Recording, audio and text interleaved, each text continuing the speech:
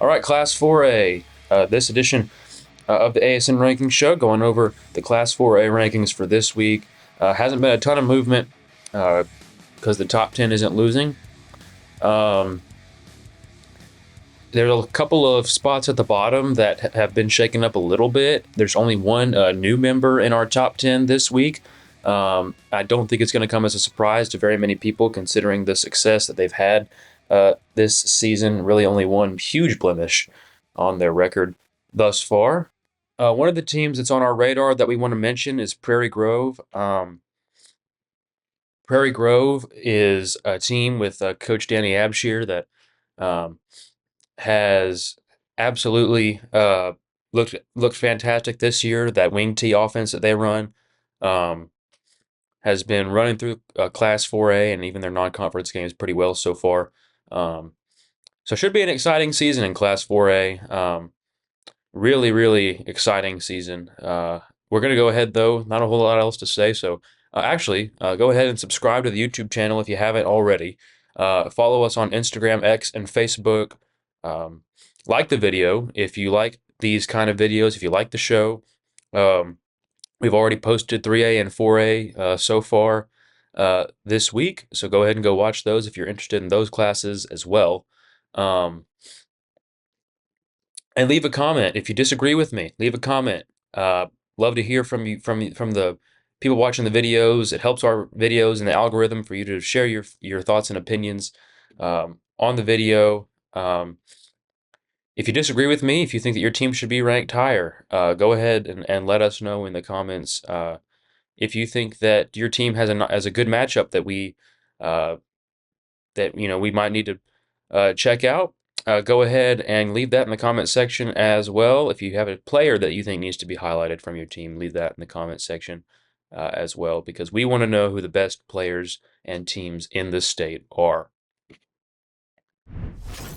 Starting off with number one, no surprise to anybody. The Elkins Elks remain in the top spot with their dominant run so far this season. Of course, Jaquay Walden is their bell cow running back, and he's led that team to new heights this season. And they, even with all the losses they took from graduation last season, they are the top team in the class right now. Moving on to number two, Mills. Again, no surprise. Mills looks like the second best team in the class. They have all the athletic talent in the world, and their coaches have been able to put it together. And far too often in high school football, we see teams with ridiculous amounts of athleticism and natural talent, and the coaching staff just doesn't put it all together. Mills seems like that's not the case. They have put it together. Number three, Southside and Coach Kenny Simpson and the Gun T offense. Owen McLaughlin is one of the players to watch out for. Speaking of Southside, our Game of the Week crew will be there this week. Should be a really interesting matchup between number three Southside and number seven Highland. We'll talk about Highland in just a couple minutes.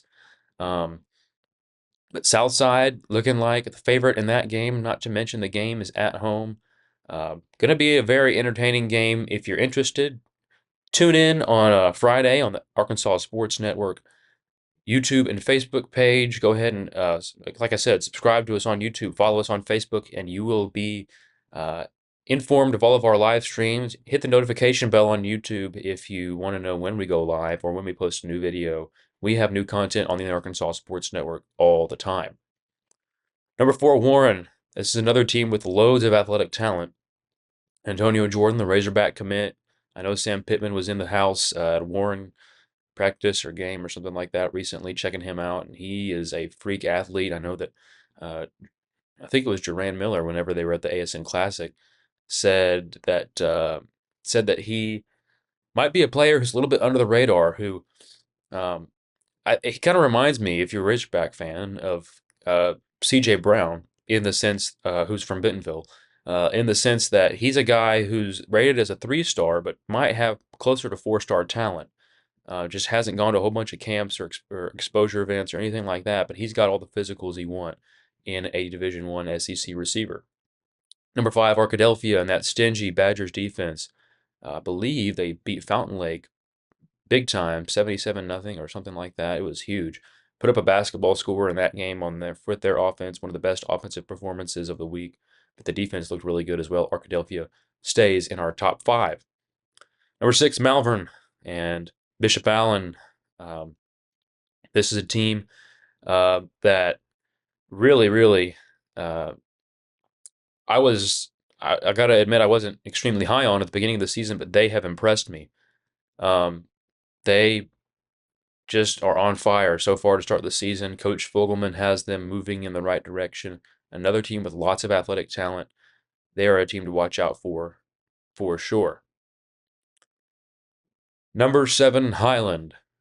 The big selling point for Highland is the amount of returning starters they have, and we talk about it pretty much every week.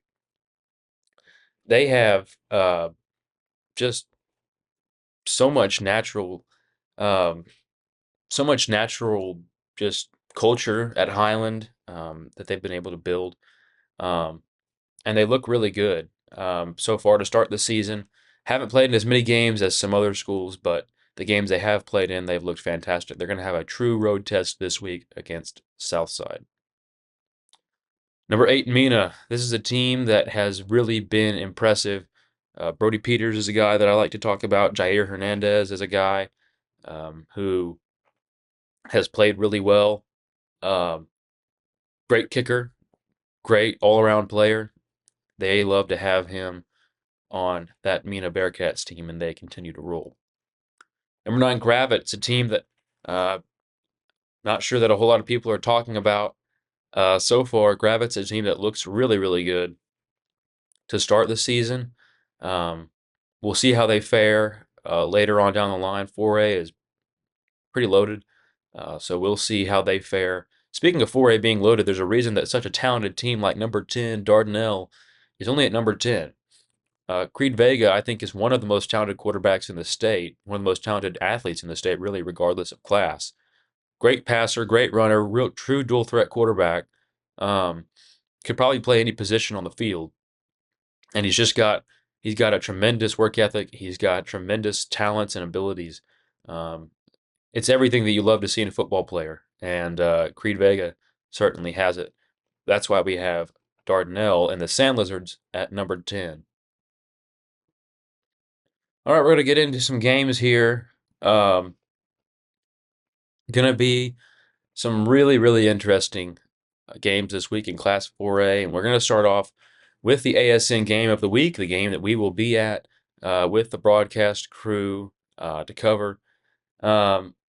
Highland at Southside.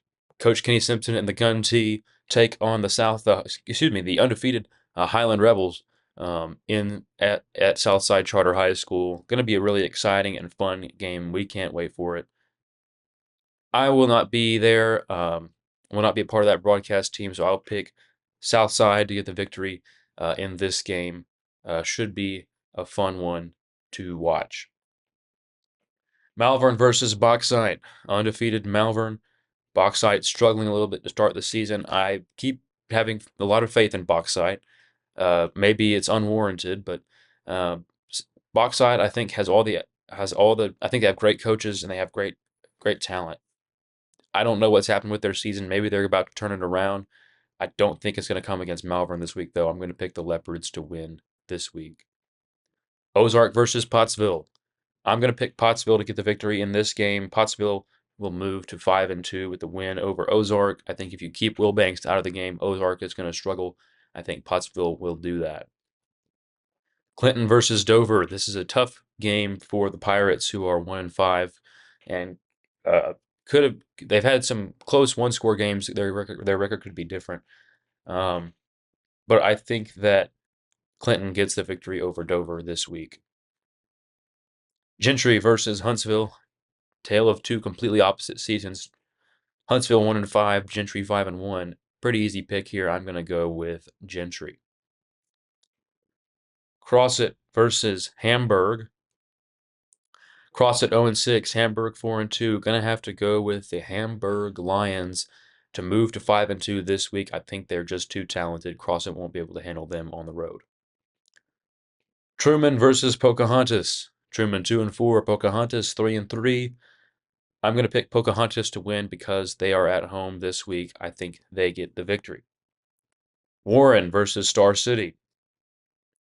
Warren has lost to Greenbrier and to Elkins. If you want to learn more about Elkins or Warren, go back and watch our live stream that we did of the ASN Classic at Arkansas Tech and Russellville, the game between Elkins and Warren.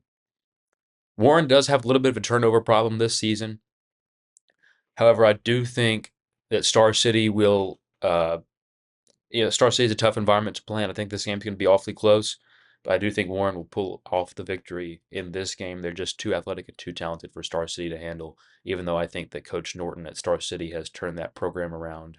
Absolutely. Riverview versus Mills. Mills is going to roll big time in this game. Mills, uh, Mills is going to give Rivercrest, or excuse me, not Rivercrest, Riverview, all they can handle and more. Waldron and Mina. Waldron 2-4, Mina 6-0. I'm going to have to pick Mina, our number 8 team in the class, to get the victory this week over a struggling Waldron squad. Little Rock Hall versus Heber Springs.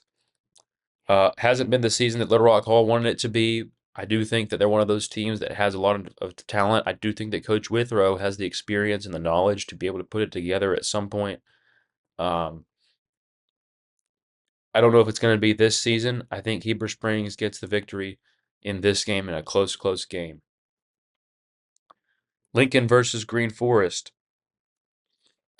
I'm going to pick Lincoln to get the victory in this game. I think they have a lot of offensive firepower. I think that uh, this Northwest Arkansas battle is going to be won by Lincoln. Green Forest is just struggling this year. I think Lincoln's got a lot of firepower on offense. They look really good, and I just think Lincoln's going to be too much for Green Forest to handle. Fountain Lake and Genoa Central. Fountain Lake 1-5, Genoa Central 0-6. Going to be a good point of the season for one of these teams. I think it's going to be Fountain Lake. I'm going to pick Fountain Lake to get the victory in this game. Prairie Grove and Elkins. This game could decide the conference champion. Um, I'm going to pick Elkins at home. I don't know if Elkins has seen an offense like Prairie Grove runs, but I do think that Elkins is just way too talented for anybody to handle in the class, really. We haven't seen them play Mills yet, but Elkins is just wildly talented. They have all the talent in the world, and their coach there has done a fantastic job. So I'm going to pick Elkins to win this week and move to 7-0. DeWitt versus Helena Central. I like DeWitt a lot. I think that Coach Tommy Cody's crew, um, despite Central having a pretty outstanding record, I think Coach Tommy Cody's crew gets the win this week. They just, I'm wildly impressed by Corey Graham. The thing with DeWitt is they run so many offensive formations that sometimes it's hard for the defense to keep up. At least that was my experience with watching them against Star City. Um, DeWitt is just they're fast, they're quick. They've got a lot of really really talented players. So I'm going to pick DeWitt to win in this game. Lamar versus Dardanelle. I'm going to pick Dardanelle to get the victory. Lamar is 500 this season. Dardanelle 5-1. Their only blemish on their record is to Elkins. So I think that Dardanelle is going to bounce back and win this game. Excuse me, not bounce back. They've won every game since that loss to Elkins early in the season, but they're going to continue to roll and get the victory over Lamar this week. Lone Oak and CAC. CAC probably struggling a little bit more than Coach Plumlee would like. It is his first year there. He hasn't really built in his culture or his style of play to that program yet. Of course, the same can be said for Coach Bemberg at Lone Oak. They're 500. They're 3-3. They looked pretty good in the recent weeks.